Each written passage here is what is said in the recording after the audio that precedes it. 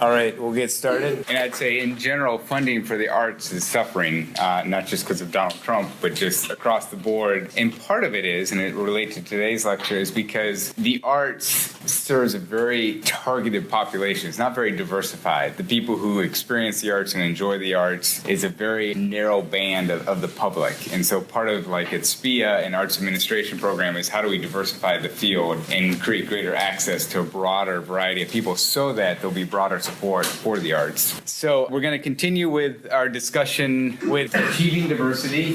With managing diversity, in particular with achieving diversity, I want you to write down, we're going to do a little exercise, I want you to write down all the different student organizations that you're a part of at IU.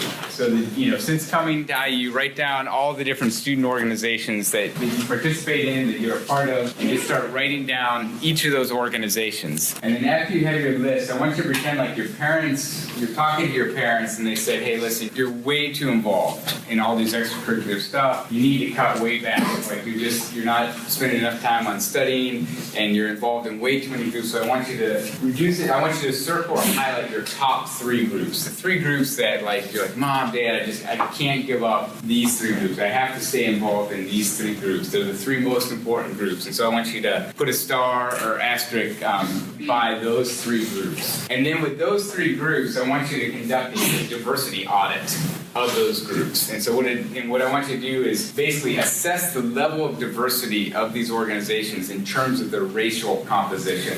So if the group is very racially homogeneous, I want you to give it a score of 1. And if it's extremely racially diverse, give it a score of 10. And if it's somewhere in between, give it a 5 or whatever. So basically, do a quick audit of each of these 3 organizations. Give each of the organizations a score between 1 and 10. And then after you do that, I want you to add up the scores. So you can have a maximum of 30 points. Basically, take the points you have. If you had a total score of 6 or more points, stand up. So if you had 6 or more points, stand up. Okay, if you had 10 or more points, stay standing. So if you had 10 or more, stay standing. If you had 14 or more, stay standing. If you had 16 or more, stay standing. If you had 18 or more, stay standing. If you had 20 or more, stay standing. Okay, we'll go with these 2. Name your 3 organizations and describe their racial composition. So I'm part of Health Now, which is a group on campus that focuses on preventative health. So I said that was an 8. I'm also part of Hudson, and that's very diverse, so I put a 10. And then I'm also part of the Health Management and Policy Association. I gave that a 5. Cool. Very good. And what's your 3 groups? Okay, so my first one was Alpha Gamma Delta, my sorority, and I gave that a 6 just because, it is all girls, so it's not as diverse as an organization that had both girls and guys. And then I also had IUDM just because guys and girls, all different ages, very different personalities throughout. And then Global Brigades, also I gave that a 7 just because it's kind of the same as IUDM, both guys and girls, different personalities, but also come together for the same cause, I guess. So the reason why I wanted to do this exercise is that, in general, if I talk to IU students and I ask them, do you value diversity? And overwhelmingly, most people would say, yes, I value diversity. And yet, then if I look at your personal life, and if I look at your social networks and your social circles, they tend to be very homogeneous. And pretty consistently, whenever I do this exercise, it's amazing how low the scores people have. Basically saying that their primary organizations or the primary groups that they're a part of tend to be very homogeneous and tend to be homogeneous around their identity. And what that plays into is this concept called homophily. And the reason why I did this exercise is because the word homophily, no one knows what it means. And yet it's a very powerful social force that actually influences our behavior and our networks. And so homophily, the definition of it is the tendency to associate with people who are similar to ourselves. And so this happens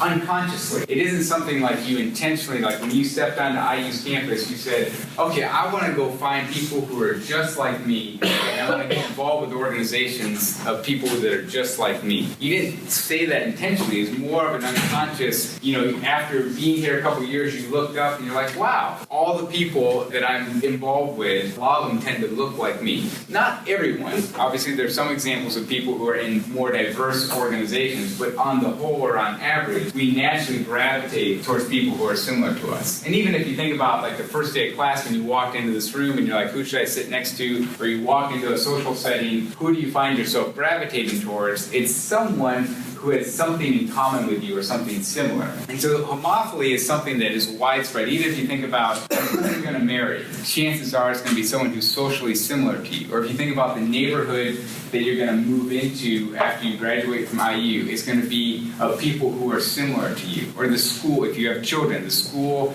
that your kids are going to go to, it's going to be a very homogeneous school. So there's this ongoing widespread tendency called homophily that is just gravitating us towards people who are similar to us. And what that means in the workplace is it affects our hiring. So if you're an employer and you're hiring people, there's going to be a tendency to hire people who are similar to you. Now again, you're not saying intentionally like, I don't want diversity. It's just when you're looking at a group of applications or you're interviewing people and you reflect on the interview, you're like, oh, I really like that person. I think we just really connected. I had a similar background as them, and I got their jokes and I got their references, and I really think they'd be a good fit for this organization. We just get along really well. And it's because of social similarity. And so this idea of homophily affects or undermines efforts to become a diverse organization. So I'd say a lot of you would say, yes, I want a diverse organization, and I want to aspire to that, but I would say that it's actually pretty challenging because of homophily. Not just with who you hire, but if you think of board members, your networks, you tend to select board members based on your network. If your network is homogeneous, then your network is going to be a homogeneous board. And so when we're talking about diversity and wanting to achieve diversity, one of the big challenges is this topic of homophily. And so the question is, how do you counteract homophily? And on Thursday, when we did the exercise in class where you basically talked about what your graduating high school class was like, social composition compared to IU, and a lot of you described IU as being more diverse than where you came from, than your high school.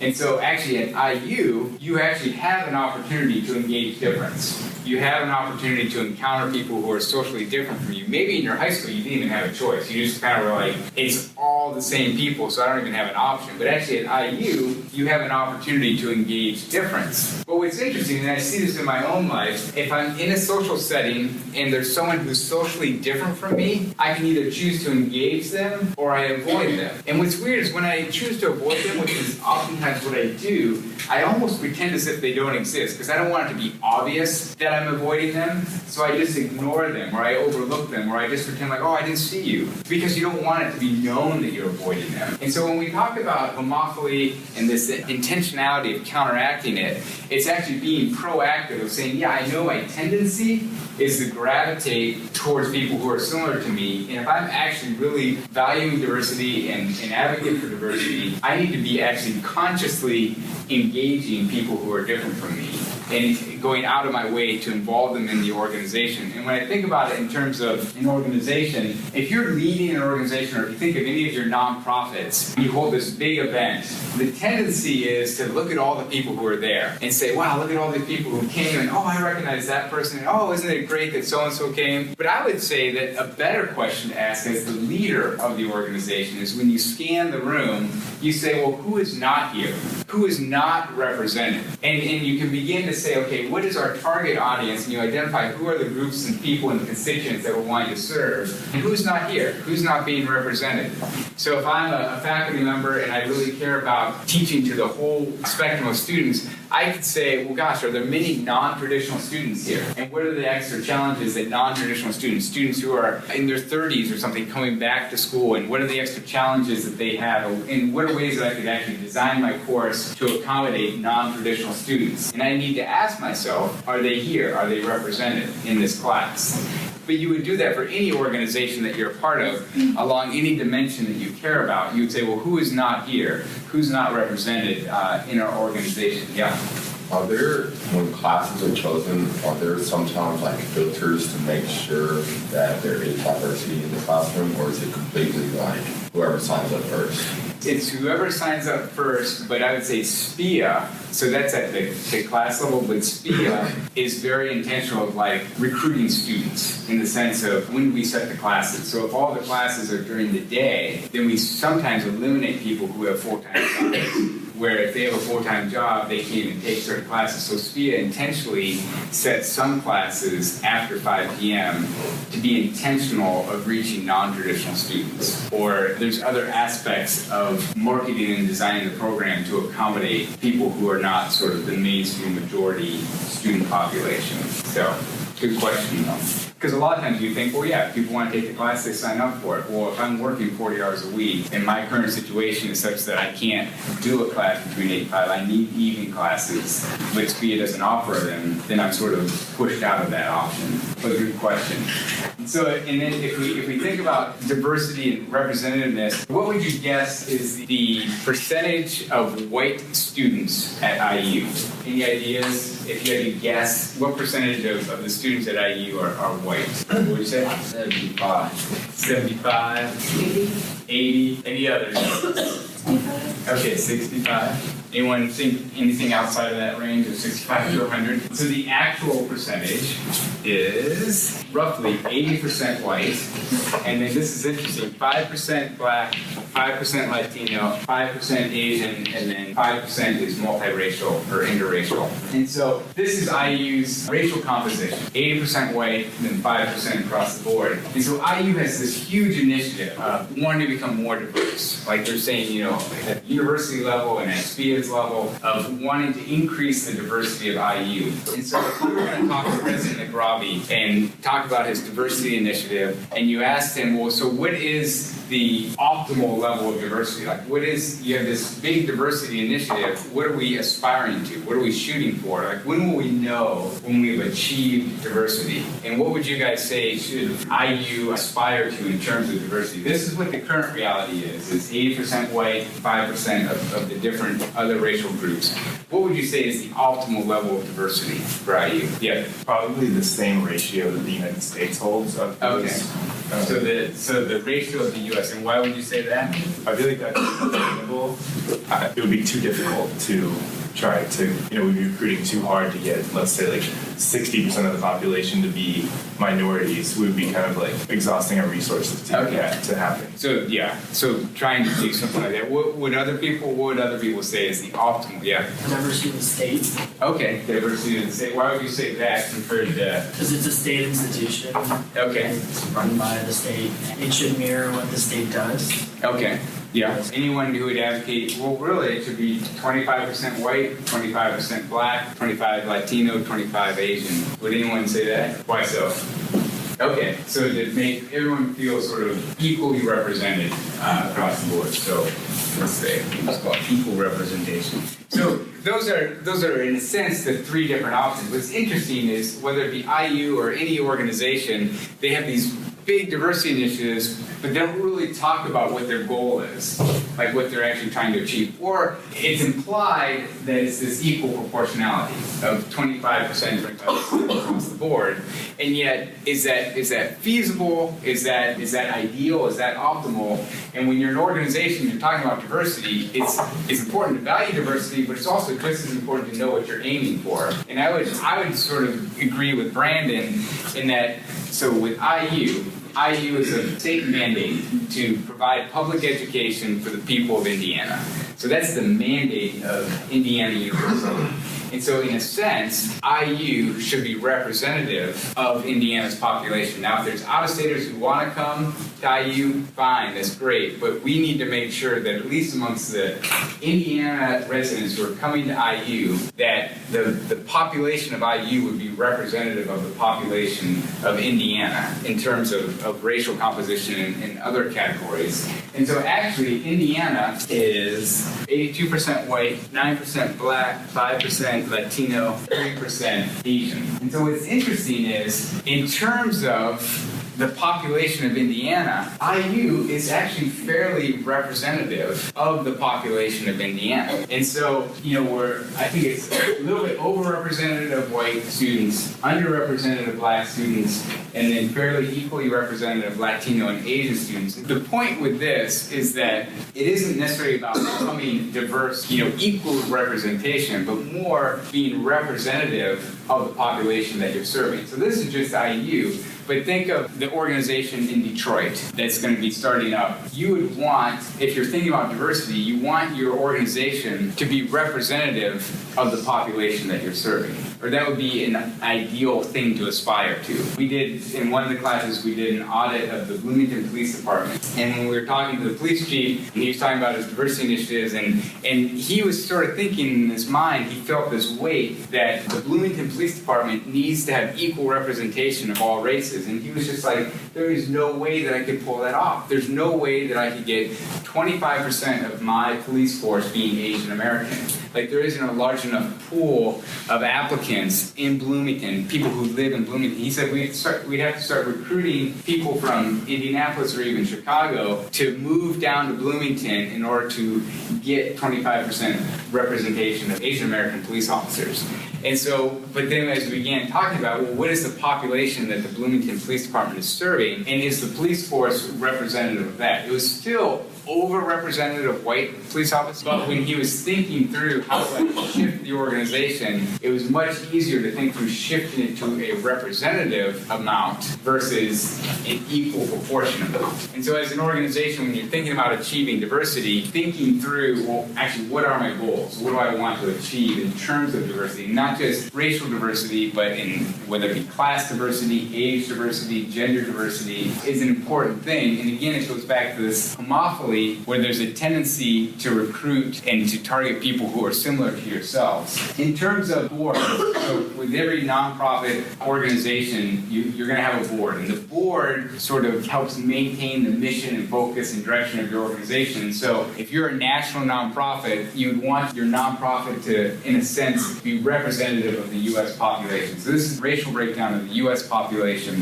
And if we think about Fortune 500 boards, so this is private sector, they're known for being disproportionately or overwhelmingly white in their composition. So 87% of all board members are white. And there's usually a lot of pushback on that, saying like this is skewed in representation, and people of color are underrepresented on these boards. But what I find even more striking is the statistic for nonprofits. So if you look at the boards of nonprofits, they too are well overrepresented by white people, and people of color are underrepresented. And so in some ways you could say, well, the private sector, well, they have other incentives and other motivations, and so it's going to be hard for them to turn the ship. But if you think of the social sector, where it's actually designed to serve the public and be representative of the public, for it to be skewed in this way is something that's problematic. If it's supposed to be public serving organizations and yet it's not representative of the population,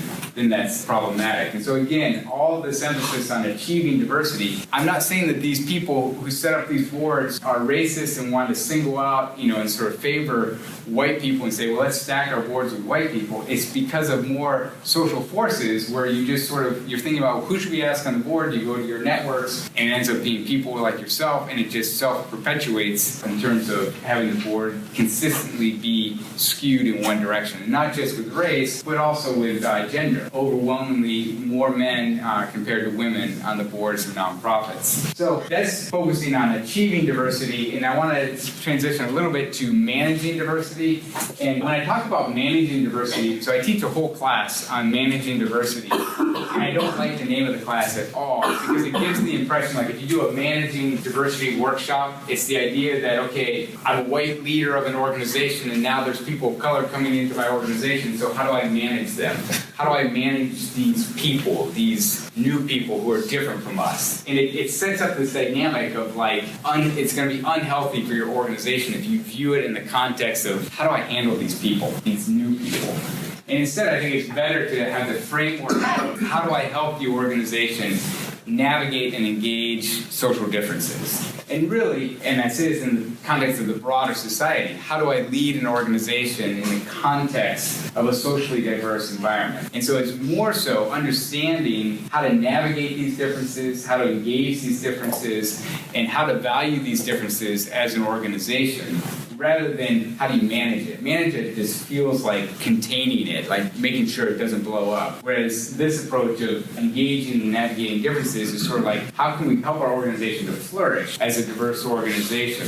One of the things that undermines our ability to manage or to lead in this type of context is these biases that we have. And I want to break down bias into sort of its components and show how it sort of happens and then how it hurts the organization. So it starts with stereotypes. And stereotypes in and of themselves are not horrible things. They tend to be based on real data, like it's characteristics of certain populations and certain groups.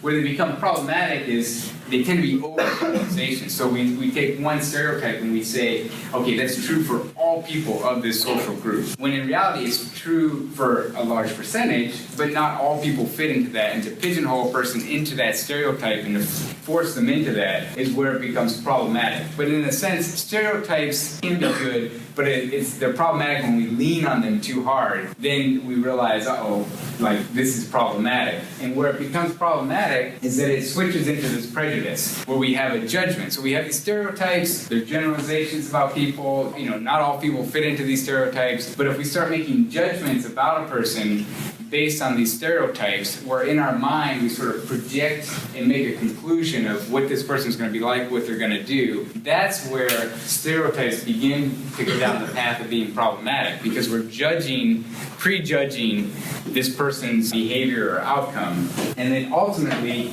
it leads to discrimination, where we actually, not only do we have this attitude, but then we have a behavior that is in direct response to these stereotypes and these prejudgments, and it becomes problematic because that person might not fit the stereotypes, and our judgments, our prejudgments might be inaccurate, and then we're making decisions that influence this person that could be positive or negative based on these biases that we have. And an example that I have is I played in an intramural softball league, and my friend, he was from Malaysia. He's a grad student from Malaysia. He's about my size, a little bit skinnier even. He was actually an incredible softball player, but you wouldn't notice it. You wouldn't expect it by just looking at him. So when he would come up to the plate, this happened with every team that we played. He'd come up to the plate, first time up to bat, and you could just visibly see all the outfielders come in. They're just like, okay, let's move in on this person because he's not going to hit it very far. And so they had stereotypes of Asian athletics. They made prejudgments on what his ability was going to be as a softball player. And then they acted on it. They discriminated. There's behavioral change. Like they actually physically moved up. So the pitch comes in and he hits it and just sails over their head. And hits a home run. Everyone goes around the base and gets a home run. And so the next time he's up to bat, they remember that home run, but they're still so locked into these stereotypes, into these biases, that when he comes up to bat, they still fall for it. Now they don't move all the way in, but they're just like, he's not going to crush it.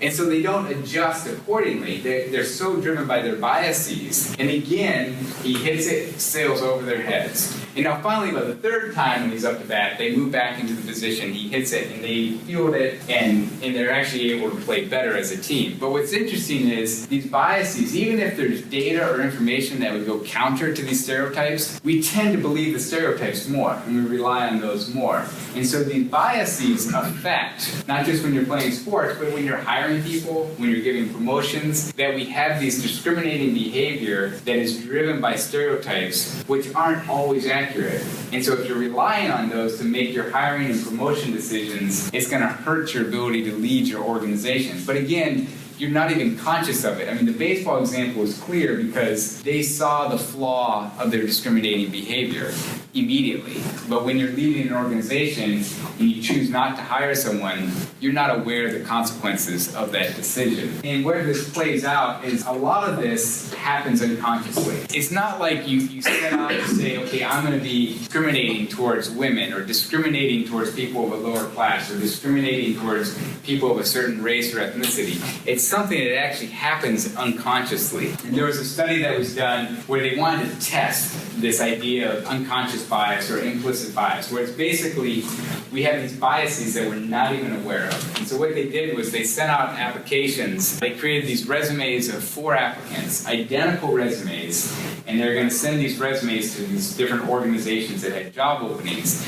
And so it's 4 resumes identical, and the only difference was the name that they put on the resume. And so the names were Greg and Emily and Lakeisha and Jamal. And those were the only differences to the resumes, and they sent all 4 resumes to all these different organizations, over 1,000 organizations, to see which applicants would get a callback. And overwhelmingly, a higher proportion of the callbacks went to Greg and Emily, even though there was nothing different. The only difference was the racial identity associated with the names on the application. And so if I would have gone to these organizations ahead of time and said, do you racially discriminate, or do you have a bias towards certain races? They would say, oh, no, we don't. Like, here's our diversity policy, and we're an equal opportunity employer, and we actually want to become more diverse. And yet, when you look at the applicants that they select and say, hey, we want to try and hire this person, you see that there's bias in the hiring process. And this study has been replicated over and over again, where it just demonstrates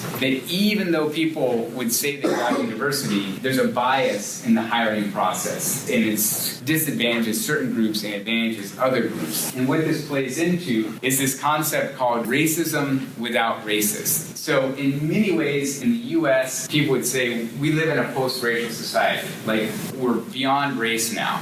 And part of it is based on social survey data. So back in the 50s and 60s, when people would do surveys like Gallup polls or Pew Research or any type of social survey, and they'd ask questions about racial differences, it was clear that there was racists in the U.S. population. And it was a high proportion of the population racist, right? Racist views. Well, today when they do surveys, they find out that, wow, people aren't nearly as racist as they used to be. And so then we say, oh, we're in a post-racial society. But actually what it is we become very good at taking surveys. So when an interviewer comes to me and asks me some question that's sort of loaded with racist terminology, I'm pretty smart now, and I know what the socially desirable answer is, and so I give the appropriate answer. But then if you look at my behavior or my actions, they still have these racial biases in them. So in a sense, it's a really confusing time that we're in, that we no longer are the proportion of diehard racist is much, much lower, but racism and structural inequality or racial inequality still persists. And so it's something like, you might sit here and say, well, yeah, we're in a post-racial society,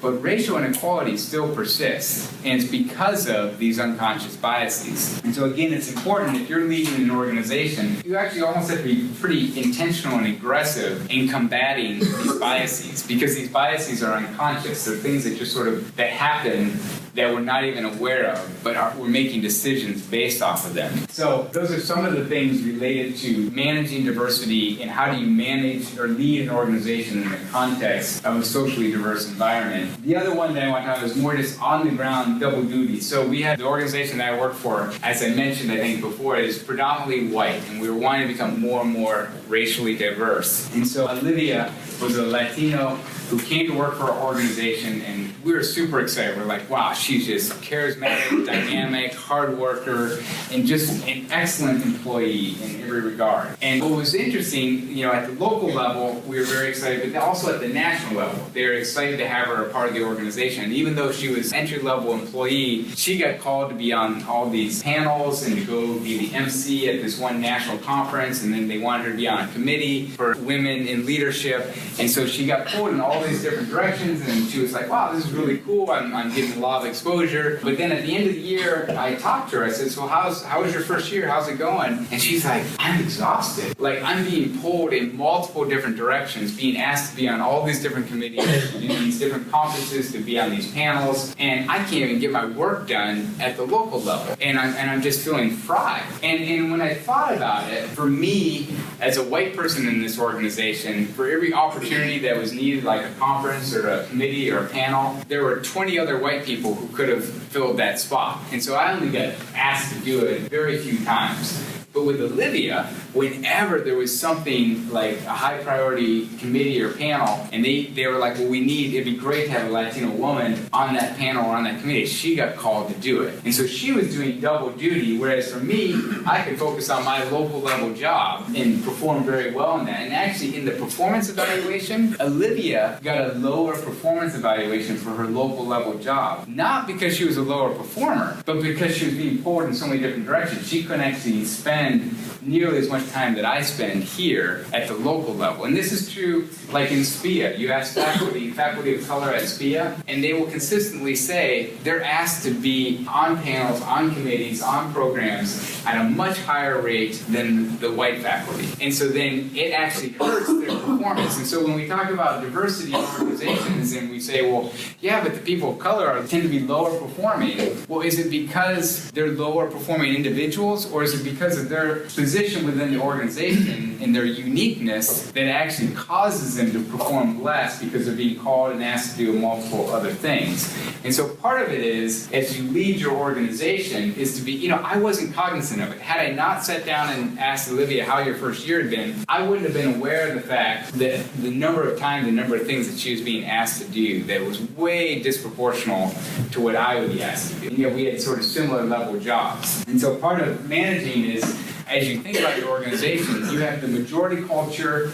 and the majority people who are in your organization, and then you need to ask yourself, well, who is an outsider? Who are the people who might be on the margins where coming into this organization might be a bigger challenge for them than for other people? And what are ways that they might be taken advantage of or exploited? And what are ways that I could protect this person and saying, hey, listen, no, I don't want him or her to be a part of this national committee because I want them to be able to focus on their job here, and I want them to do very well. Or even telling them, listen, you don't have to say yes. I got your back. And I'm going to say, listen, if you say no to this opportunity, I'm going to support you in that decision. And so part of it is, because a lot of times minority employees feel pressure of like, well, gosh, they're asking me to do it, and I'm the only one who can't do it. So I think I feel obligated to do it, and it's really hard for them to say no. But if their boss or their employer comes to them and says, hey, listen, it's okay to say no, and I'll support you in protecting your time and protecting your energy, that will help you as an organization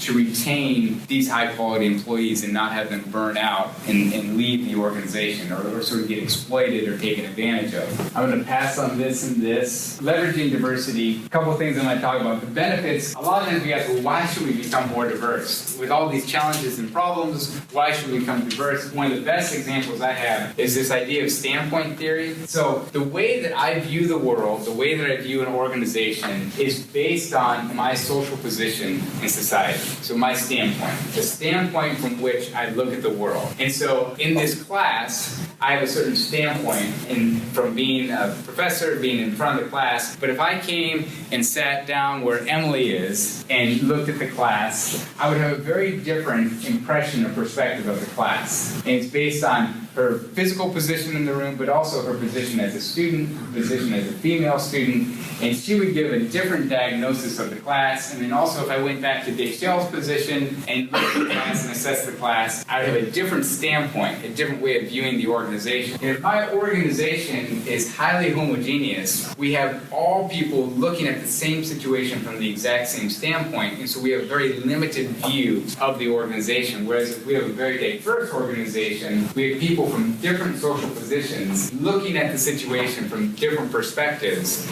it's really going to shape and change, or it's going to give us a more comprehensive view of our organization. And so standpoint theory is probably one of the best arguments for the benefits of diversity. It's like if you want to have a comprehensive understanding of your organization and of the community you're serving, you need to have people who occupy different social positions giving input to your organization. And so again, like if you're doing a tutoring program and you're thinking about the composition of your board, well, why not have a high school student on your board? And I guarantee that the standpoint of the high school student and the perspective of the high school student is going to help that organization better understand how to meet the population that they're trying to serve.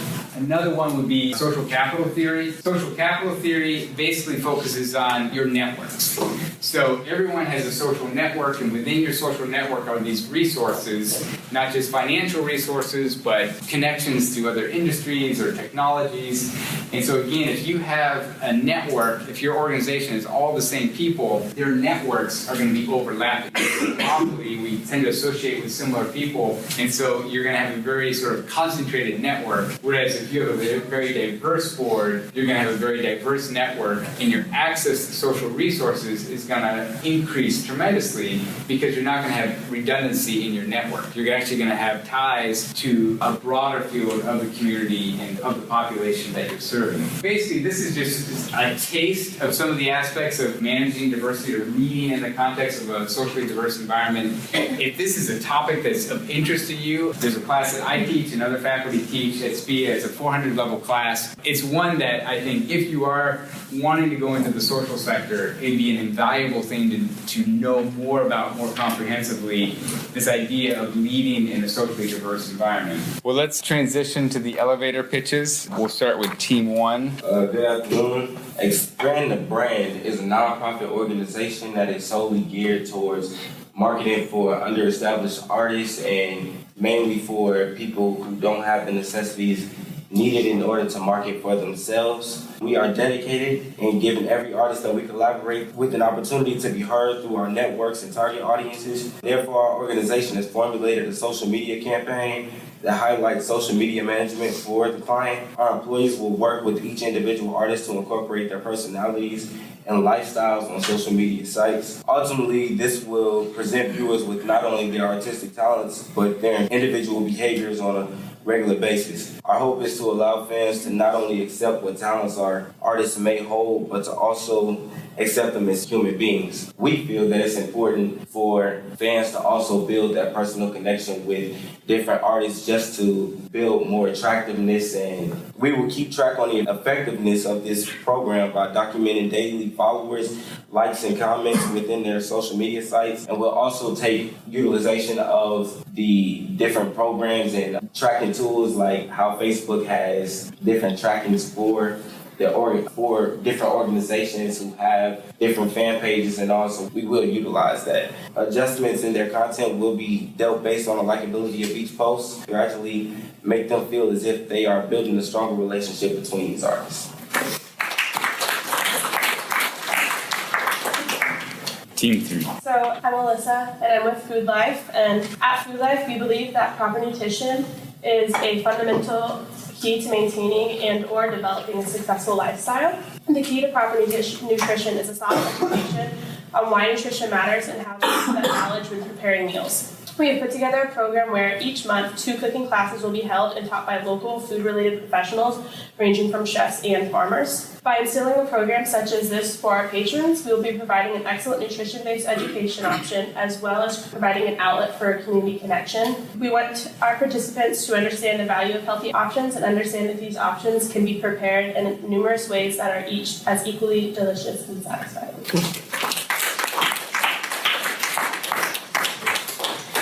Good morning. I'm with Imagine Mission. My name is Michelle, and our organization works to empower children through creative arts. We are partnered with Middle Way House, and we are there to basically give the children a creative outlet. So our program works as a semester, kind of like 16 weeks. 10 weeks, the students or the children will be just getting their hands wet in various arts techniques. The last 6 weeks, the children are going to go through what's called an intensive. That's when we invite different art therapists to come in, and we chose art therapists specifically because they're already used to working with young children and people who've gone through a traumatic event. And those art therapists will basically help the children hone in on whatever skills that they choose to do from the first 10 weeks. And then after that, they will be given a survey to kind of assess where they are in their confidence, their motivation to continue going, and then in their creativity. Cool. Very good. Hello, my name is Eric today, and I'm from Group 5. Our group took a lot of time to plan out different programs that we could create to further our organization as well as help the local children of the Bluefield community. We We decided that school supplies that children have easy access to in America would be much harder to obtain in Nicaragua, and it would be a major cost to our organization to purchase all the supplies necessary. Our main objective is to collect as much school supplies as we possibly can. Those supplies include notebooks, pencils, books, rulers, scissors, anything that would help further the child's education. This provides the kids with the resources to eliminate excuses of non-participation in our school. We are trying to get enough supplies for all 480 students. The school supply drive will take place at K-8 St. Charles Catholic School here in Bloomington, Indiana, and monetary donations at Bloomington North and South High Schools. We will judge our success based on the amount of supplies and monetary donations that we will be receiving. The overall outcome with these supplies will assure preparations to succeed in the classroom and has something tangible to bring home and study. We are simply trying to give these children the building blocks they can use to better themselves, and with a successful schools supplies drive, we will be that much closer to our mission. Cool. You walk into the poorhouse on Kirkwood, nervous as can be, because this could be an opportunity of a lifetime. There are 3 successful professionals sitting at different tables, eyeing you down, but also have a nice smile. As you sit down with one of them, your career journey has begun.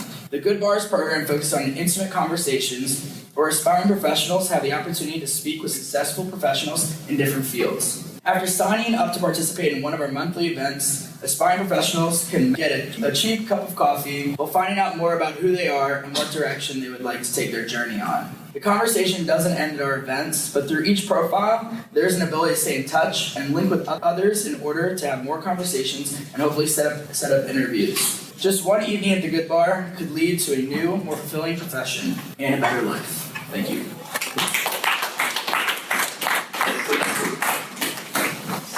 Offering a personalized experience, Preya aims to spark the creativity in each child to see the world in a different light in a way that other organizations might not be able to do. Students will receive individual one-on-one lessons as well as group lessons to encourage collaborations and positive interactions with one another. Preya unlocks the musician within by providing creative and innovative skills to lead creative and successful lives. At our pre-college piano academy, we take a unique approach to creating an enjoyable learning experience for all by combining traditional and non-traditional methods in a fun and creative way. Through an innovative curriculum that includes carefully selected method books, improvisation, composition, and self-discovery training, the Academy paves a new path to becoming a musician in the 21st century. Students will be divided by levels depending on their music skills, from dolce all the way up to virtuosi. There are 6 different levels, and it's a semester-based program. Preya supports the education of children as they grow into curious, confident, driven, social, and independent adults.